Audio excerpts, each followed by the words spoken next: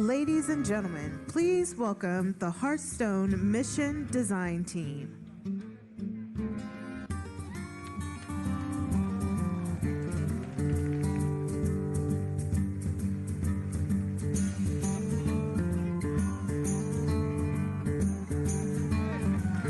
How's everybody doing? You guys hanging in there okay? Congratulations to China, Hearthstone Global Games champion. Huge game. We're at the tail end of BlizzCon, but we have more Hearthstone to talk about. My name is Dave Kozak. I'm the lead mission designer for Hearthstone. And I'm Paul Wynn, also a mission designer for the Hearthstone team.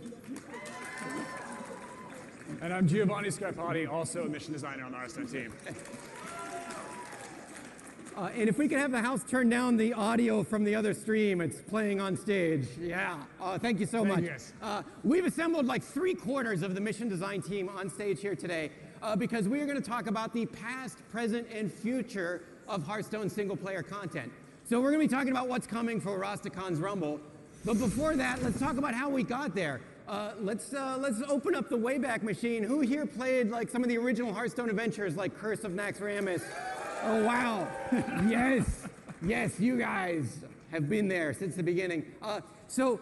Originally, if you remember Hearthstone, over the course of a year, we would release 2 what we call like full-size expansions. These are expansions that had like 130, 135 cards.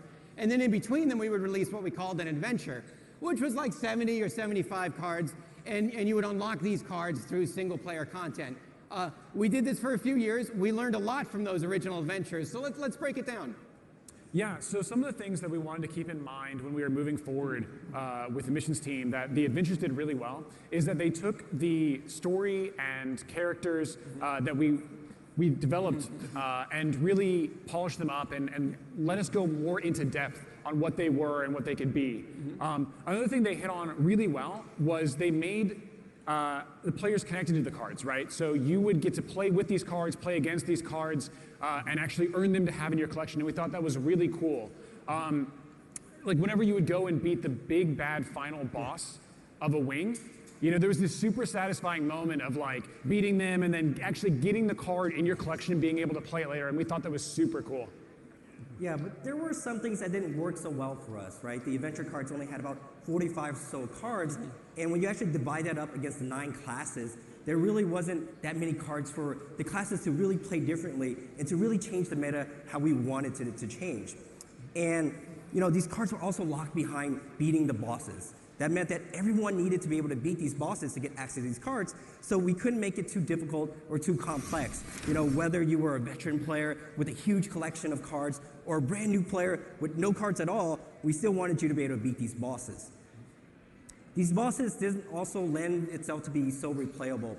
They were kind of designed to be more of a deck building challenge, where they were kind of a puzzle for you to kind of solve and try to figure out what the best deck it is to bring to beat these bosses. And once you kind of beat that bosses, you kind of solved the puzzle, and there wasn't really any reason to play that boss again. So at the Hearthstone team, we're always asking ourselves, what can we do better? And we really wanted the best of both worlds. We wanted to fix that. We wanted to have every release be a full set of 130, 135 cards so that we can really reshape the meta. But we also wanted to do all those great things that Giovanni talked about, really set up the story and the storytelling and the theme. So we really wanted the best of both worlds. That means that every expansion going forward, we wanted to be a full expansion with mission content. And to do that, we needed to form a mission team. That's us. That's our deal. That's what we do. Yes. So our mission was, we're going to create content to sit alongside a full expansion, support that full expansion, do all the great things we talked about, develop the characters and settings so you felt something, you felt an emotional connection to these cards. We could also do a few things. We could try and fix some of those issues we talked about, like, hey, we spend so much time creating the art and voiceover here. Maybe could we make these a little more replayable? That's something we could experiment with. And just above all, our mission was just to experiment. We had the opportunity to define what single player meant for Hearthstone. Super exciting for us because the team was wide open for possibilities. And just as a game developer, that's immensely fun. We're very excited about that. Now, over the course of the next half hour or so, we're going to talk about different types of single player content, what our goal was, what kind of experiments we did, and what we learned from it.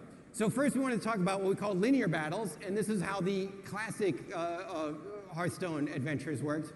Because when we were founding the mission team, the design team was working on something called Knights of the Frozen Throne. Any Death Knights out there?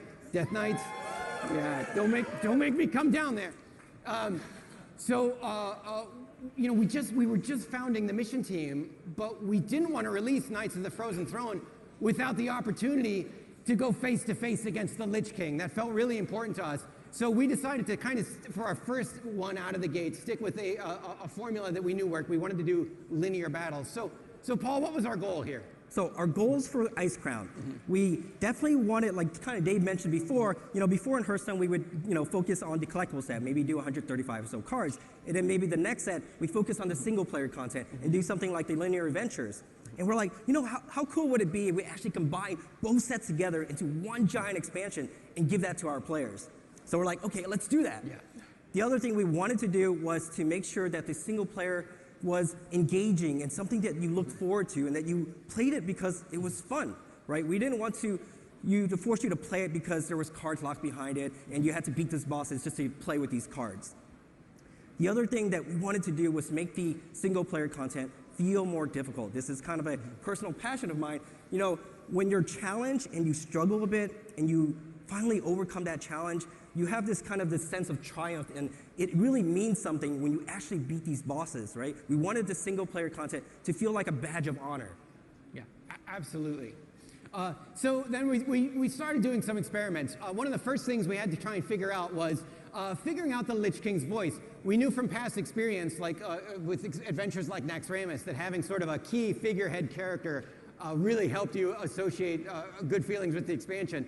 So that was a challenge for us because our main character was the Lich King. Hearthstone is a very charming game, and this is not a very charming guy. So we had to figure out what's his voice going to be in Hearthstone. And we played around with it. We tried having him tell jokes, and it just wasn't feeling like the Lich King. But sometimes when you write a character, like you get that one line, and that just sort of makes it for you. And in this case, it was when he was talking about Lord Marrowgar, and he says he built this bone amalgamation from the grisly remains of my duplicate cards. It's a real shame we couldn't have Dave as the Lich King. He does a really good impression. I could have done it. You know, he's wearing a helmet. You wouldn't have known it was me. I could have done it. But once we kind of had that character, that he was still Arthas. He was still the Lich King. He's just kind of breaking the fourth wall and playing Hearthstone with you. It felt like the right tone. It felt fun for us. It felt like a Hearthstone villain. So that experiment worked out really well for us. But then there was this experiment. Yeah, so the other thing we experimented was, you know, when you fought the Lich King in WoW, there's this moment where he sucked you into Frostmourne. And we really wanted to capture that moment in Hearthstone. So we're like, okay, let's actually design it and let's actually have you get sucked into Frostmourne. So we actually re-implemented this clip for you to show you what it looks like when mission designers try their hand at doing visual effects in Hearthstone. Yeah, this is what happens when you give designers too much power. So here we go. He's going to play Frostmourne, and... Whoa!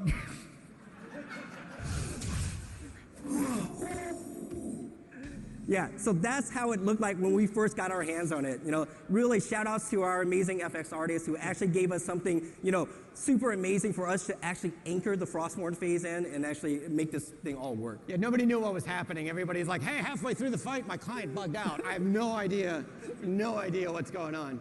Yeah, and of course, if you're going to be fighting the Lich King, you're going to need a ragtag group of adventurers to come along with you. And that's one of the things that we didn't expect the communities to like as much as we, you know. But AFK in particular was one that the community really latched onto. Yeah, let me hear your best AFK impression.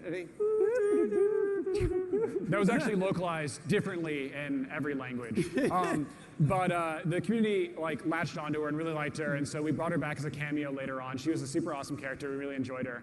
A fun little story, when we were developing this, Warlock on Fire, we kind of had a discussion with the team about how long should this minion stay alive for maximum fun and enjoyment? And the answer, of course, is one turn. It's you know, the joke.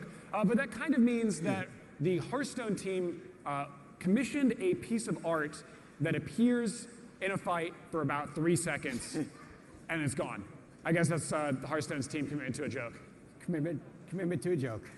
You know, we had so much fun developing and designing for Ice Crown and the Frozen Throne adventure. I remember sitting around trying to figure out what we should do for the Lich King when he fought the priest. What's the most BM and mean thing he could do? And I remember it was Dave who just shouted out, "Silence him." I was just like, you know, what does that even mean? What does silencing a hero actually do? Like, you can't cast spells? You can't use your hero power? And Dave's like, no, you just can't talk. And I was just like, that's actually super cool, because this actually gave us a super flavorful way to kind of do the Lich King fight in a vanilla form, right? It was just the Lich King fight without any extra layer of mechanics on top of it, and you could just kind of play it as it is. And so we sent it out to the QA guys, and the QA guys like, hey, Paul, you can actually steal this copy of a card and play it against the Lich King. And, you know, the card says, shut up, priest, so what should it do? Should I put a bug in? I was just like, no. We'll make it an Easter egg. Yeah. So we went. Always let the player do it. Yeah, just do it. And then, so we went and recorded a bunch of Lich King emotes so that, you know, when you emote to him, he'll emote response back. If you actually play this card, he'll be silenced and he'll be all gagged and muffled. And we thought it was just such a cool and charming way to kind of silence the Lich King. Yeah, we actually recorded him saying, like, you know, Frostborn hungers, but he's like, you know, we added so many Easter eggs to Ice Crown. Some of them were so well hidden that not many players actually knew about it. I actually searched all over the internet and only found like one instance of it mentioned anywhere, and it was like buried in some like Twitter response. Basically, when you fought the Lich King as a paladin, the Lich King would kill your minions and then resurrect them on his side of the board as part of his own army. But if you turn into the Death Knight paladin, you want to summon the 4 horsemen, because if you summon all 4 horsemen, you instantly won the game. But if the game actually goes long enough and you try to summon the 4 horsemen, you know, the Lich King would try to kill all your minions, and before you know it, he'll start collecting the 4 horsemen himself. And he actually collects 3 out of the 4 horsemen. He'll comment on how embarrassing it would be for you if you actually collected all 4. True BM Lich King style. So we learned a lot of things from this. The first thing that really stood out to us is challenge is good. Players were really accepting of this idea that they could basically beat a big bad boss and really be pushed to do so. So much so that there are a ton of players who went through and beat the Lich King not only once, but all 9 times to earn the Arthas hero skin and really wear it as like a badge of honor. And that was super awesome. The other thing we learned is that people played it for fun. And it's really good, because even though there weren't cards locked behind it, players were still going out there and enjoying it. And that's really good for us, because that means we have a job. We get to keep our jobs. Very excited about that. Yes. But our mission really was, we wanted to experiment. And so in walking around and talking to the team about what kinds of things we wanted to see from single player content, one idea came up again and again, and that's like, I want to build my deck. I want to, as I defeat challenges, I want to choose cards to add into my deck so that it grows more powerful, and then it would be different every time. It's kind of like a Hearthstone roguelike, if you're familiar with that term, but maybe a more plain English way of saying it is like, this is a build-as-you-go style of gameplay, where you would defeat monsters and then add cards to your collection. And you'll recognize this is what we did for Kobolds and Catacombs Dungeon Run and the Witchwood Monster Hunt. This was a big experiment for us. We knew there was an idea there somewhere. We just had to kind of figure it out. So, Paul, what was our goal here? So we really wanted to solve this replayability issue, right? We put so much time and love and energy into these characters, and it was really sad to see them beaten once and never played again. The other thing we wanted to do was make deck building, you know, less intimidating. We saw that against the Lich King, a lot of players actually used the deck copying feature to beat the Lich King. And we're like, you know, what can we do with deck building to make it more engaging and feel like you were leveling up as well, and just make it more piecemeal and digestible?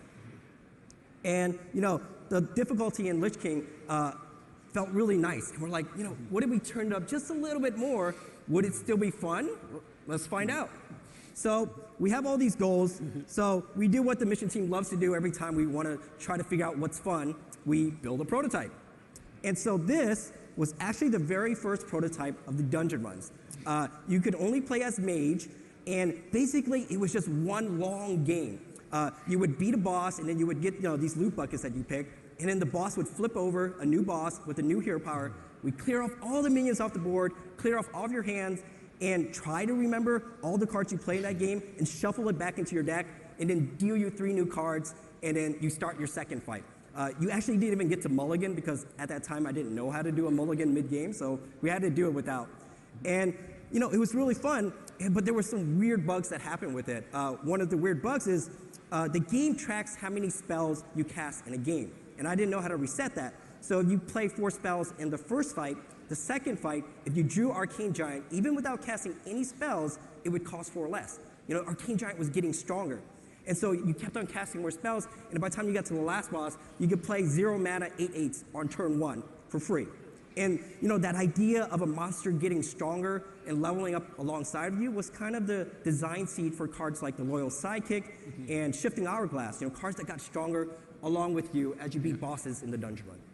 Yeah, Paul's really kind of understating how much work this was. Somehow we crammed the whole dungeon run without any UI into a single game of Hearthstone just to kind of see if it was a fun idea, to see if it was playable. Often you want to try and create a prototype, even if it's really sloppy, just to see if it's fun, because you have all these questions you need to answer. Yeah, so whenever you start designing anything, especially when it involves systems, your mind gets flooded with questions, right? Like, how many bosses should there be? Can we create enough? How many cards do you get offered in between each boss? It's just, there's so many. One of the first things we wanted to answer, though, was how many bosses should there be? Coming off of the prototype, and you can see on this lovely graph here, there's a boss per fun graph here. That's science. We're doing science here. Yeah. Guys, you always label your axes. Yeah, please, always please. label your axes. Sorry about that. So you get to about 5 bosses, and you're like, oh wow, I'm starting to build a deck. It's starting to feel really fun. The bosses are actually getting really engaging, and we're done. Okay, that doesn't feel so good. So how about if we bump it all the way up, like 10 or 12? By the time you get to like the 10th, 11th, 12th boss, your deck is just like gigantic, right? It's filled with cards. It doesn't really have a cohesive theme, and the bosses have a ton of health. You're like, okay, this is getting a little too much for me. It's dragging on a little too long. So we cut off the last 4 bosses, brought it down to 8, which is what the game shipped with. And 8? Oh, 8 feels so good. Oh, yeah. That's the sweet spot. That is the sweet spot. One of the questions we had to answer was, hey, how can we make you feel like your character is getting more powerful as you go? You're shuffling cards into your deck, but you know those cards are all individually balanced. So how do we make you feel more powerful, get that fantasy of leveling up? Do we change up your hero power? Do we give you more health? You know, what do we do? In one of our very early prototypes, we tried putting in these treasures, and treasures were cards that were intentionally unbalanced. They were way overpowered. And we put those in, and it was an instant hit with the team. Choosing among 3 treasures made you feel like, oh man, that was a really interesting decision. That was a real head scratcher. And it also made you feel like your character was getting super powerful as you went through the dungeon. You really felt like you were getting loot. And that felt really good. It was so good, it kind of became a key part of this mode that we've kept ever since. Yeah, and of course, if you're going to be picking loot, the next logical step is, well, what if I pick a boss, right? This is something the community's actually been asking for a while. And it turns out that when you can pick a boss and you're not super familiar with what the bosses do, it's kind of like picking your poison. You're choosing what you're going to get bashed by instead of choosing something awesome like treasure. So we tried that out and we're like, okay, this isn't super great, but what if we do something where we combine, and this was in Witchwood actually, like a bounty. So I'm going to choose this boss, but it's going to have this reward. So at least I can look at the reward and see, okay, I know I'm going to get something good. But at that point, it feels kind of like this weird complex matrix where you're like, all right, medium, maybe 6 out of 10 boss, 4 out of 10 treasure. I don't want to do that, but this is like I haven't fought this boss before, and this treasure looks pretty good. And you spent so much time outside of the game, not actually playing Hearthstone, that we felt like it wasn't really worth it, but it's something that's a very cool idea, and we might try to revisit sometime in the future. Yeah, we really wanted to streamline it. We want you to kind of be able to make the decisions quickly, like grab your loot, fight the next boss. So something else that we tried experimenting with, and this was never implemented, this is just kind of an art mock-up, is how do we represent the dungeon? And we thought of all kinds of ways of representing the dungeon. In this case, there are these tiles that flip over to kind of like show that you're unveiling a dungeon. It looks interactive. It wasn't going to be interactive. It was just going to sort of flip up, and then a boss would appear. And it felt like, it looks like there's a whole lot of gameplay here, and there wasn't actually gameplay here. Eventually, through a lot of brainstorming, we kind of figured out what the best way to represent a dungeon in the most Hearthstone way well, what if it's just a deck of cards? And the beauty of that is a deck of cards, it could be, it automatically feels random. It could be a dungeon full of monsters. It could be a forest full of bosses. It could be an arena full of trolls. It could be anything. It was a wonderful way to depict this. Sometimes like being really straightforward is a lot better. Get you right into the game's action. So one of the other things we really experimented with was tower defense. This is something that we try every single time to get into Hearthstone because it feels so natural. And I was just like, this is the set. We're doing it in Gilneas, and what if you were defending Gilneas against a swarm and incursion and just monsters and monsters coming out from the Witchwood? How fun would that be? So we did what we always do. We built a prototype, and it was really fun. We had all these towers and all this stuff, but it felt weird to just fight monsters and not fight a boss. And it was off. So, but there was something that was really fun about it. Was like positioning your towers, lining them up, figuring out your attack sequence, and like killing minions with it. That was really fun. We're like, how do we preserve that? And we're like, you know what? Why don't we just turn this tower into a cannon and attach it to a character, a hero? And that's kind of how Darius Crowley was born. He became our cannoneer and our very first hero in the Monster Hunt. We have so many stories about these modes and developing these modes and things that happen. One of the most memorable for me was in Paul's original 5-boss prototype. The final boss was Jiraxis. Just Jiraxis. He would appear on turn 2, he's dropping infernals. There weren't any treasures in the game yet. This fight was nearly impossible. Oh, you didn't know about the arcane giant trick. So. I needed to do the arcane giant trick is what I needed to do. So often, these prototypes, we do them just to kind of test a proof of concept to see if it's working. And we knew that the dungeon run was working because I remember we implemented it, and I went home that weekend and I was like sitting at my computer, like, what game am I going to play? And more than anything else, I wanted to go back into the office and play more of the prototype. I knew something was there. Like, I had to try and beat Jiraxis. I had to try and do it. So we knew we were on to something. Oftentimes when we start developing something, we just kind of do like a scattershot of ideas to see what feels fun and then kind of hone in on that. So Tess actually started off with a very weird, complicated hero power that was still pretty fun. It was, you'd use it and you'd reach into your bag full of bounty hunter weapons and pull one out. But once you used it, it was gone. So you'd start with 3 choices, use it again 2, use it again 1, and then only after you'd used all 3 would you get to her hero power, Scavenge, which is what we shipped with. And in playtesting, people kind of ran into one of 2 camps. It was either, hey, I'm playing with these weapons, this is pretty cool weapon gameplay, or I got to Scavenge, this feels really cool and fun, why can't I just start with Scavenge? And so we ended up taking the original hero power and moving it to a treasure because people really liked the weapon gameplay, but keeping that kernel of fun we found through playtesting. Once we had Scavenge in the game, I realized, okay, if you scavenge before any spell has been played, like, you get nothing. That feels awful. Of course, we need to add in a small little Easter egg, so we added in a small rock. What harm could it do? It added a lot of depth to the game. It was super fun to play with, until you run into a certain particular boss, the Whisperer. And so I brought this up to the team. I said, hey guys, by the way, did you know if you use a small rock against the Whisperer, you just win? And I was like, you just pelt him. Just pelt him. And I said, okay, maybe we need to make a small rock 1 mana instead, so you can't go infinite. And I think I was talking to Dave, and Dave was just like, always let the player do it. Just let him do it. Just let him do it. And we thought, all right, cool. Some players will find it. They'll have some fun with it. It'll be an Easter egg. It'll be a little Easter egg. Hardly anyone will see it. Hardly anyone will see it. We were wrong about that. Lots of players saw it. In fact, our Hearthstone subreddit had to issue a subreddit-wide ban on the post because right so many people were going there and going like, dude, look what I found. You can throw rocks at his face. Turns out breaking the dungeon is really fun. Yes. Yeah, I remember when we first added treasures and we gave it to the whole team-wide to play test it, we had so much feedback from this one card called the Magic Mirror. Basically what it does is lets you choose any minion and then you get a copy of it, but then you also get a copy to add to your deck so that it's always there. And people were doing really creative stuff with it. People were playing the priest quest, summoning all the priests and getting Amara out and then using Magic Mirror on Amara, putting it in their deck so they don't have to do the quest again. And I'm like, that's such a smart idea. Let me copy that. So I tried to do it with Ren the First Disciple. Then, play Rin the First Disciple, summon all the demons, go through the whole seal summoning process, get Azari out, copy Azari, and then, I never have to do the whole ritual again. But turns out that's actually really hard to do in the dungeon run, and I actually never got to live out that fantasy. But yeah, I just got to keep trying. Right? You guys can do it. Live the dream. Yes. And but people were doing even crazier stuff with that. We have like boss-specific only minions, like this guy called the Deadly Spore, who's like poisonous to heroes. So if he just attacks you just once, you die. But people were using the magic mirror to make a copy of this guy, put it in their deck, and then get to the final boss, play this on turn 1, and then immediately win on turn 2, completely breaking the whole dungeon. But breaking the dungeon is so much fun. Yes.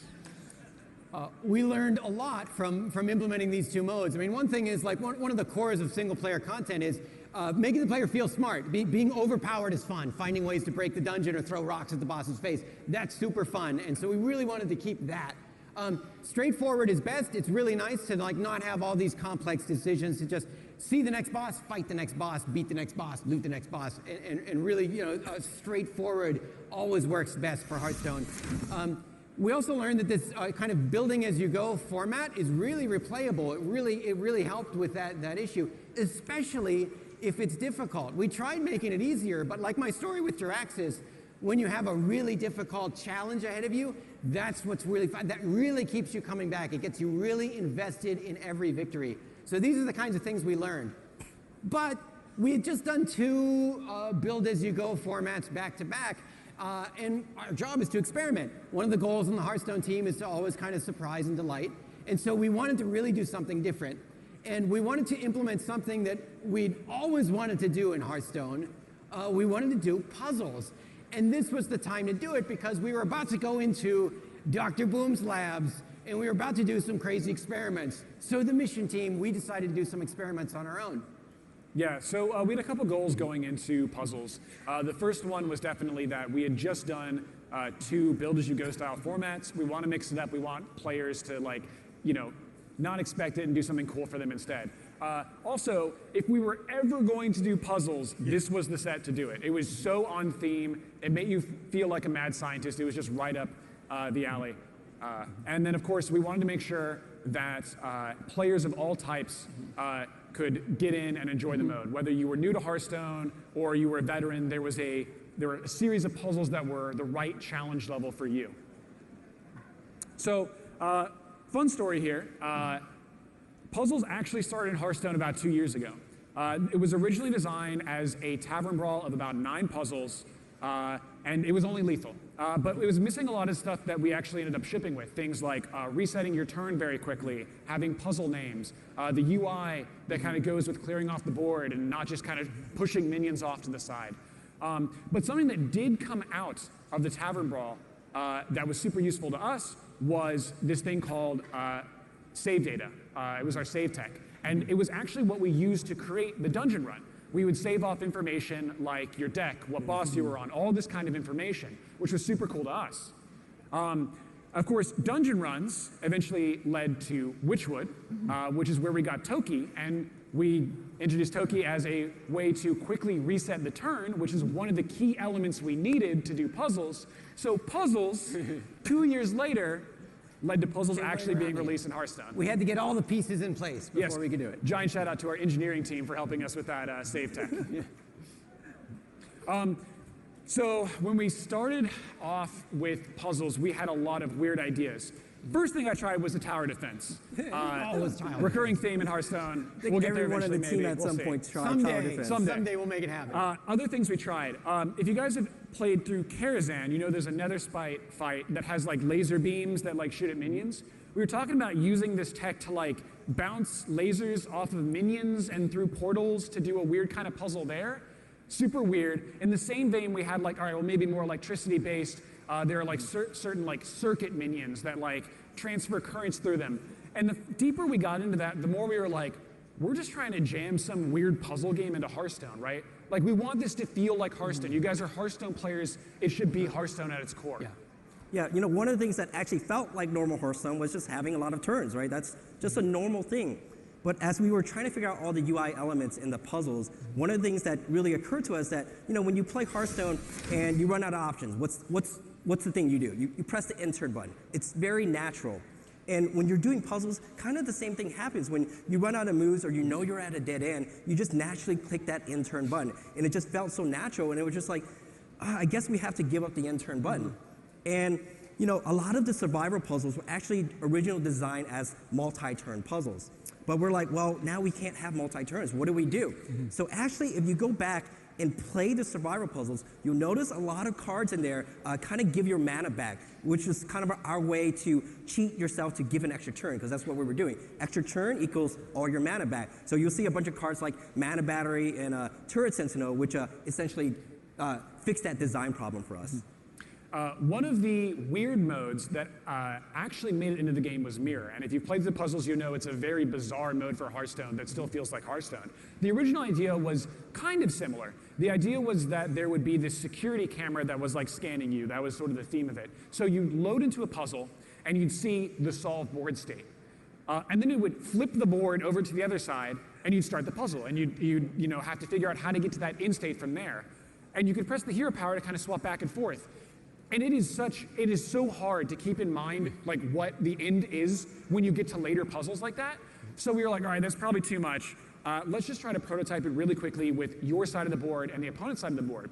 And I didn't originally intend for you to even be able to mess with your opponent's side of the board. But we quickly realized that when you could, puzzles got really weird. Like, you didn't actually know the end solution when you loaded into a puzzle.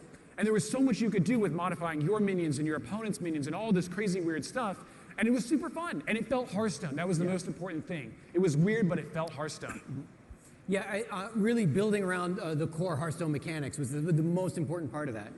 You know, when we set off to do puzzles, we had the idea of like, we'll do like 40 or so puzzles, we'll put them in the coins, and that'll be fun. But the whole team was so excited about it, and everyone was sending in their own design and pitches, even completed puzzles to submit to us. And by the time we were kind of done with the design process, we had like 100+ puzzles, and we're like, how do we fit all these puzzles in? And so we quickly ran to the UI guys. We're like, guys, we need help. We need to find a way to jam all these puzzles in so that our players can play them.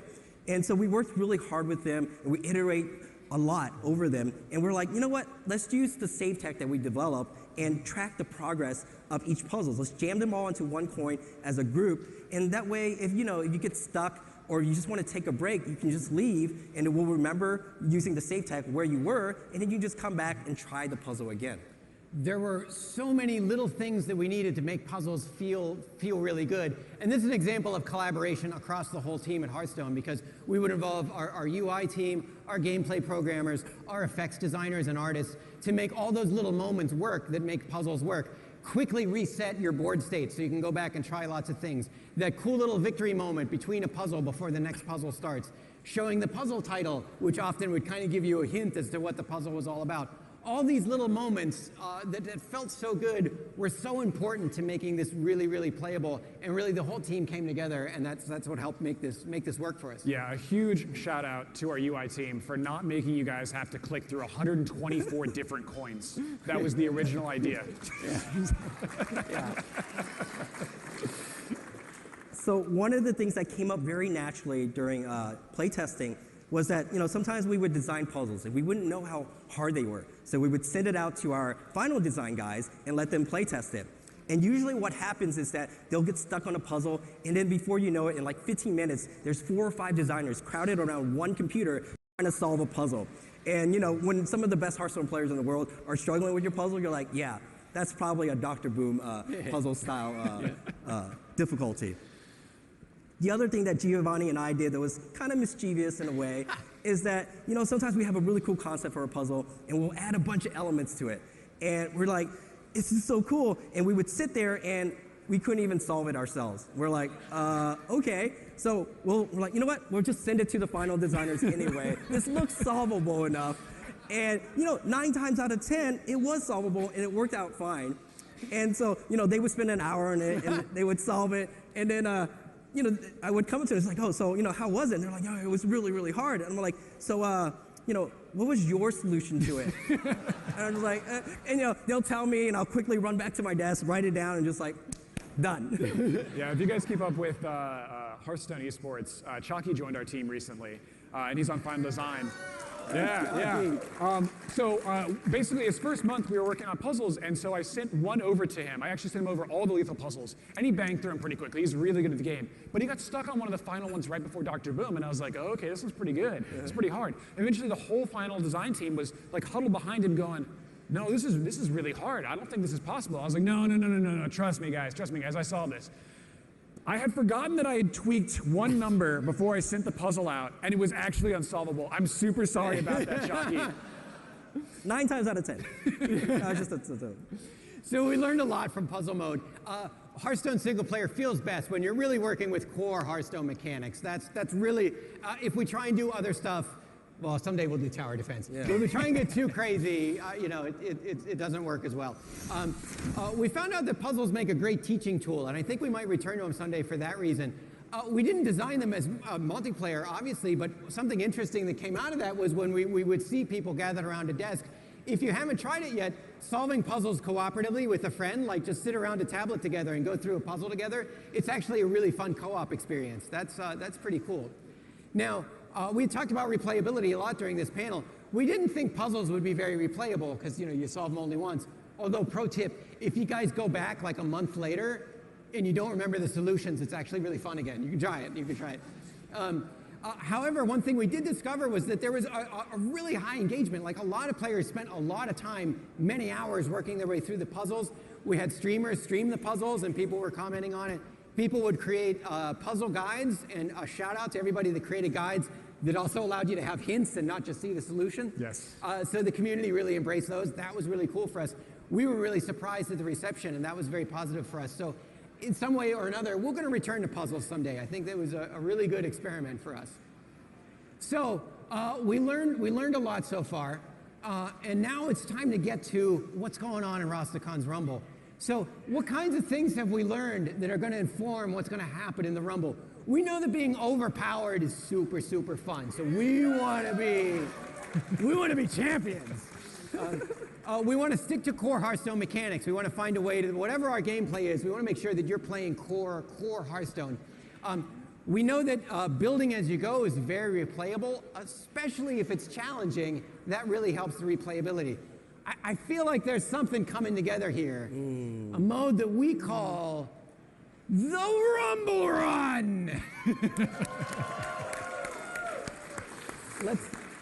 Let's do this. Yeah. All right, Paul, what's our goal? What are we trying to do? So we really want to hit on the fantasy of these troll warriors and what it means to be in a team, right? These are some of the best fighters and warriors that Rakistan has assembled, and we want you to know how it feels to go against them face to face. These guys are the best warriors, and now they're also imbued with the powers of their Loa. And things are going to get crazy. These are going to be mega fights. These are going to be like troll titans clashing against each other in the Gurubashi arena, really putting a show on for everyone there and, really honor and glorifying their Loa.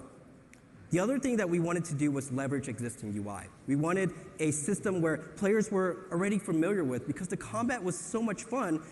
We wanted players to get to the combat as fast as possible, get to the fun as fast as possible. So if we want to kind of go into the arena and fight these other champions, it kind of lends itself to this build as you go gameplay. That seems like the right place to start, because then you can really feel like you're working your way up through a tournament. So if we're going to have you work your way up through the greatest troll champions of all time, we really should have a hero that you can build up. And so I want to introduce you to Rikar. Rikar is a young troll champion. He's got all the makings to take it all the way to the top, but only if you're smart enough to kind of help him along the way. Now, Rikar hasn't pledged himself to a Loa yet, and that's actually going to be one of your first decisions. He's going to pledge himself to a Loa, and that brings him into that team. And then he's going to don the team regalia. So maybe he's going to join Gonk's Druids. Or maybe he's going to be a Shivala's Paladin. He's going to kind of put on the golden Zandalari armor. Or perhaps he hears the call of Hyreek, and he's going to be a warlock, and he's going to don that garb. It's kind of crazy if he joins Graal's Sharks. He loses a tusk. Totally worth it, though.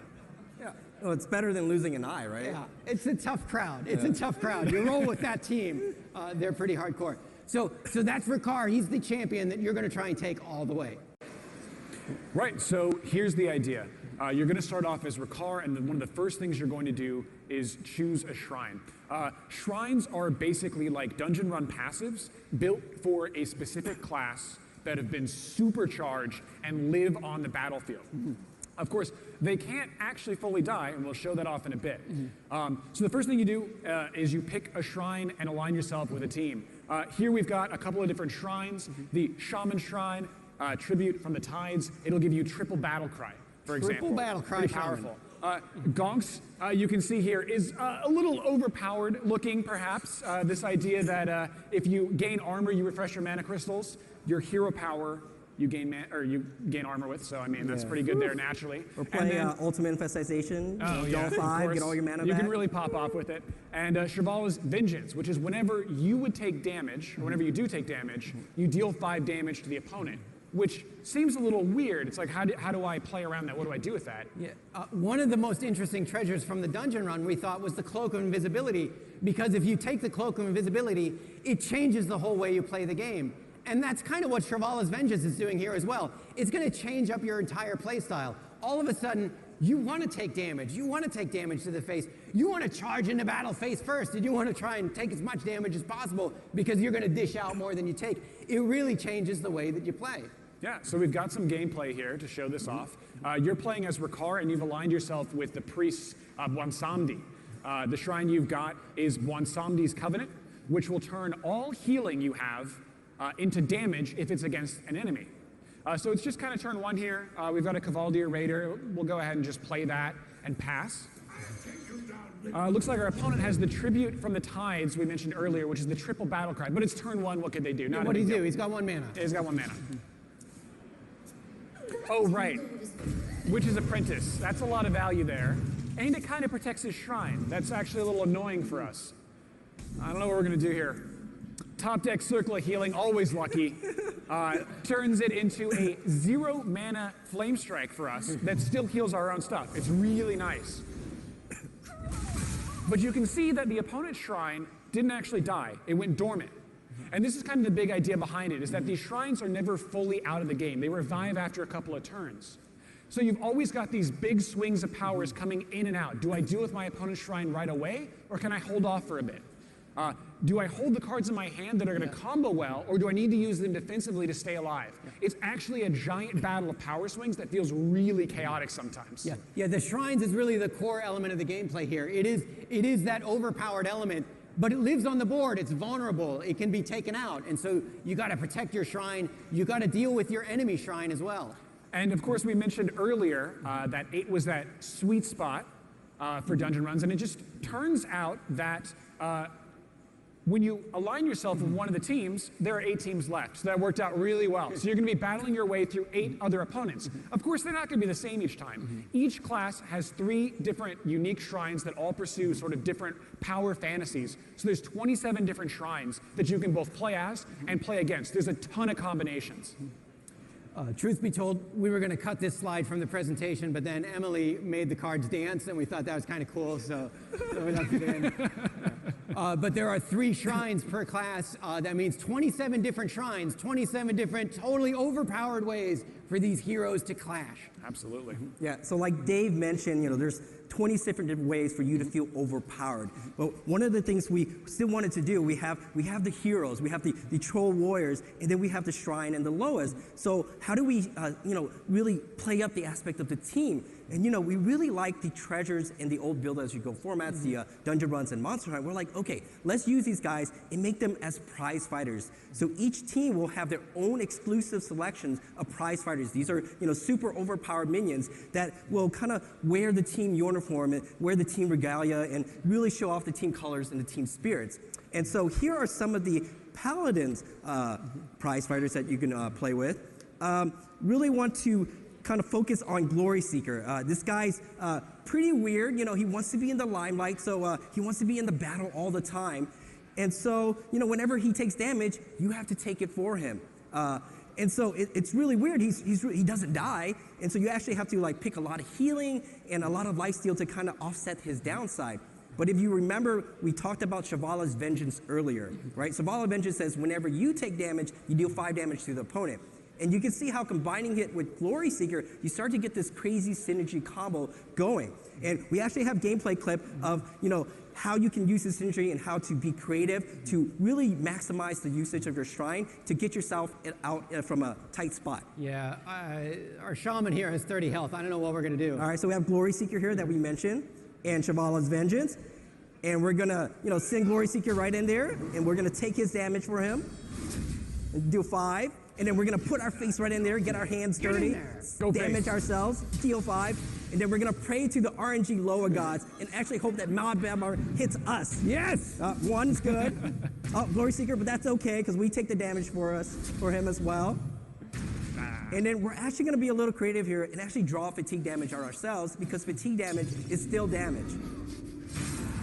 And then we're going to use Elven Archer to shoot ourselves in the face because face is always the place. Always go face, even if it's your own. Always the place. Someone's holding up a signed Miko face earlier. There it is. Just happens to be your own face, but that's okay. Always the right answer. So that's crazy. It looks really overpowered. It would kind of be fun to do that in multiplayer, I think, maybe. So we have these 9 troll champions. We have a lot of VO recorded for them. VO of them trash talking each other, chatting back and forth with each other. And so we got together with our events team. The single player Rumble Run will launch 9 days after the expansion comes out. But that's just the beginning. Our events team is putting together a whole series of tavern brawls where you get to play as the 9 champions and bring these shrines into combat against other players multiplayer. And if you haven't had a chance to yet, this is actually what we're demoing at Blizzcon. So if you go to the demo area, you can try out these shrines against other players and see how it feels and have that crazy, overpowered clash of combat that we talked about. So check it out here at Blizzcon. That's it for us. After the panel, we'll head over to the demo area. You can chat with us. You can talk to Paul about the King Togwaggle encounter if you'd like to. Or talk to Giovanni and ask him how awesome the Gnome Napper is. Sorry about that. Or either of these guys about the Dr. Boom puzzles, some of which I still haven't beaten yet. But we'll be there. There's also some of our artists will be upstairs in the Dark Moon Fair. They're going to be giving a demo as well.